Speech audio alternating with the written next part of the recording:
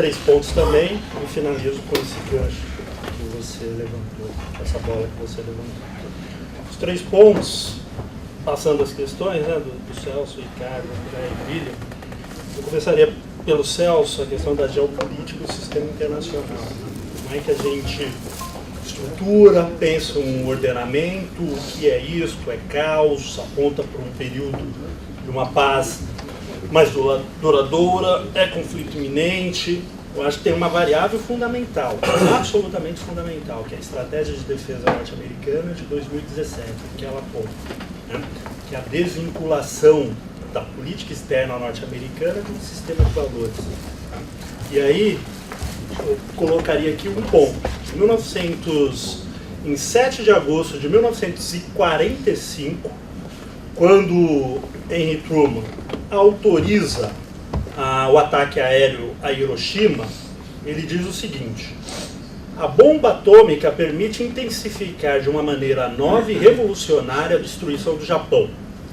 Os dirigentes rejeitaram o ultimato. Se não aceitarem agora as nossas condições, podem esperar uma chuva de destruição vinda dos ares, como jamais se viu sobre a Terra. Isso depois da segunda. Bom, o que é interessante em 2005 para a gente pensar a questão sistêmica? Concomitante a esse discurso, há toda uma agenda norte-americana de construir um sistema de representação internacional, né? ONU em São Francisco, Nova York, FMI, a participação ativa nas mais diferentes instrumentos internacionais, com uma agenda propositiva de construção de uma referência internacional, da qual os Estados Unidos era parte co-constituinte. Os anos 90, de maneira semelhante, né? Com um poder militar incontrastável, capaz de arbitrar em qualquer ponto da superfície terrestre, e, sobretudo, com um sistema de valores da democracia, dos direitos humanos, né? Isso como uma fronteira da própria existência, um sinal da própria civilização, e aliado à sua capacidade econômica de ajustar ou interferir para salvar a economia aqui e a economia acolá. Por que é interessante a estratégia norte-americana de 2005? Porque dissocia essa política externa norte-americana de um sistema de valores universais. Portanto, os Estados Unidos, como referência para o mundo, deixam de ser algo inexorável do futuro. Aceitam a diversidade como a evolução própria dos diferentes povos, para concentrar a capacidade de intervenção norte-americana nos seus interesses. E aí é a agenda norte-americana, o poder norte-americano, a moeda norte-americana, que por sua vez entra em zona de tensão cada vez maior com um projeto chinês, que também é de longa data, e um eterno retorno russo. Para onde isso aponta? Essa é uma questão, né, que a gente se debruça. Mas certamente não é, ou não aponta para uma paz duradoura. Certamente não aponta. Não lembro, você não lembra a unificação alemã de 1870? Foi ele que mudou, a partir de 1870, a unificação alemã que levou a duas guerras mundiais. Poderia pensar a prussiana, poderia pensar o sistema pós-napoleônico, poderia pensar a primeira grande guerra hegemônica, a Guerra dos 30 Anos, de 1818 a 38, que o fim... 48, exatamente. O fim da guerra acaba com os acordos de Westfália, ou seja, com um sistema de valores internacionais que assegura a soberania como referência para o sistema de estados, ou a guerra napoleônica com o Congresso de Viena, ou a Santa Aliança, com o equilíbrio entre as grandes potências e a Inglaterra como a grande árbitro, ou a final da Segunda Guerra Mundial com os Estados Unidos e o sistema multilateral, ou 89, 91, com o fim da União Soviética e o sistema liberal como a grande... A nova ordem pacífica. O que se aponta agora, pós 2008 em especial, com a eleição do Trump, muito mais profunda que o Trump, porque é o Estado norte-americano, é exatamente essa dissociação entre o sistema de valores e o que é a agenda norte-americana. Então esse é um ponto absolutamente central para, aí volto ao segundo ponto, o lugar do Brasil. Para onde o Brasil vai? Bom, é uma excelente questão. Chamaria a atenção que o Brasil é um país grandioso. E o grandioso aqui é grandioso mesmo, né? Grandioso do ponto de vista geopolítico. É uma nação que tem um território que faz fronteira com mais de 10 países. É o terceiro país do mundo com o maior número de fronteiras. E que a diplomacia, a guerra e depois a diplomacia dá a essas fronteiras um caráter menos belicoso que os países capazes de compararmos ao Brasil. Rússia, China, Congo. Então o Brasil tem uma dimensão territorial bastante significativa, aliada a uma dimensão atlântica também. Então são aproximadamente 16 mil quilômetros de fronteira, que dá ao país características especiais do ponto de vista do concerto das nações. Bom, características especiais que remetem às suas instituições. E dentre as instituições, ligado ao BNDES e a sua importância ao desenvolvimento nacional, sobretudo da indústria, essa dimensão geopolítica do Brasil é inexorável às suas preocupações com defesa. Portanto, com o papel histórico das Forças Armadas como um instrumento de construção do próprio país. O Padula remete à discussão da década de 30, bastante significativa, para as mudanças de foco. De fato, o pensamento estratégico brasileiro colocava como grande preocupação desse território herdado do Império, ou do Império Ultramarino Português, uma preocupação grandiosa com a integração nacional. Esse era o ponto de vulnerabilidade. Portanto, esse país só existiria e seria grandioso no futuro se aproveitasse a potencialidade inata do seu território. E como faz isso? Integrando. Portanto, a preocupação com a integração nacional é basilar nesse pensamento estratégico militar brasileiro, que vai ali do final do século XIX e chega ao auge, digamos assim, a década de 30. Partindo de hipóteses da guerra, e dessa hipótese da guerra, dos pontos de vulnerabilidade, dois, o chamado cerco hispânico e as elites regionais. Portanto, todo o papel centralizador, né, impulsionado pelas Forças Armadas e pelo poder político, que centralizam o Estado e temos aí, para sintetizar, um período bastante significativo de desenvolvimento, um ciclo desenvolvimentista de 30 a 80, completamente aliado a esse pensamento estratégico, que via na industrialização não o meio fundamental para destravar o nosso desequilíbrio das contas externas, mas essa industrialização como fundamental à capacidade de defesa do país. Sem aço, não tem guerra. Não tem capacidade de defesa. Desmontava as elites também regionais. Exatamente.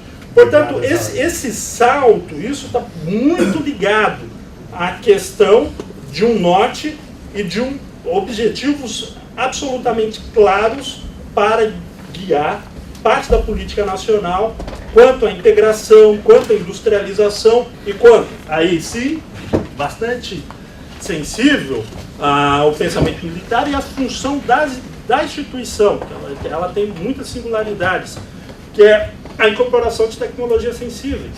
Esse é o ponto da industrialização bastante central. Seja na década de 50, quando tínhamos a discussão do CNPq e a tecnologia nuclear. Pouco mais à frente, na década de 60 e 70, o CPQD em Campinas, com a discussão de fibra ótica, a discussão dos semicondutores, que estavam associados também a essa capacidade de defesa nacional. Trago esse gancho para pensar elementos da contemporaneidade. se há uma dificuldade de observar os rumos que o país aponta para esse futuro, desde os meados da década de 90, em especial, nos anos 2000, em 2005 em especial, temos documentos estratégicos, a Política Nacional de Defesa e a Estratégia Nacional de Defesa, gestadas no âmbito, né, dos interesses das diferentes forças, e apontam, na correlação com a economia, podemos pensar aqui, as funções do BNDES, aventadas pelo William, a questão dos programas estratégicos.